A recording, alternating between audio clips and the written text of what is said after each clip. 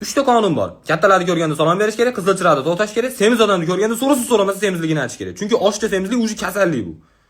Umuman qaranglar. Maktabda har bitta sinfga semizlarni bittadan bo'lib berishgan, varatada turish uchun. Eng qizig'i ularni ustidan kulishga ruxsat berishmagan. Nimaga berishmagan? Ustidan kulishma buni. Nima qilaylik? Erkalataylik. Mana ustidan kulmodik, o'zi gipopotamus bo'lib ketdi. Semirib ketdi bu. Qanday qilib odam beshidan turib tikoga sig'may qolish mumkin? Tikoga sig'sa, tiko yurmay qolyapti. Yoshligimda o'ynagan mashinasiga yerga yopishib qolyapti. Lyuboy odam aytishi mumkin. Lyuboy odam o'tirib turib ozish kerak, vez tashlash kerak deyishi mumkin, lekin qozon cho'p yeb o'tirgan odam emas. Qozon cho'p yeb o'tirib turib, ozish. Nima qilyapsan sen ozish uchun? Doktorga bordim. Har xil ko'k o'tli narsalar ye dedi, parhez dedi. Seni doktor mol deb ayta olmabdi betingga, shuning uchun o'tli narsalar ye degan senga. Dori yozib berdi, 2,5 millionga dori oldim deydi. 2,5 millionlik narsani yeb qanday ozib ketmoqchisan sen? Yemasdan ozishni plan qilyapsan? Jabomuz oshqozonimni operatsiya qildirib olaman. Yo'q, oshqozonni emas, sen og'zingni tiktirib operatsiya qildirsang, keyin semirmay qo'yasan.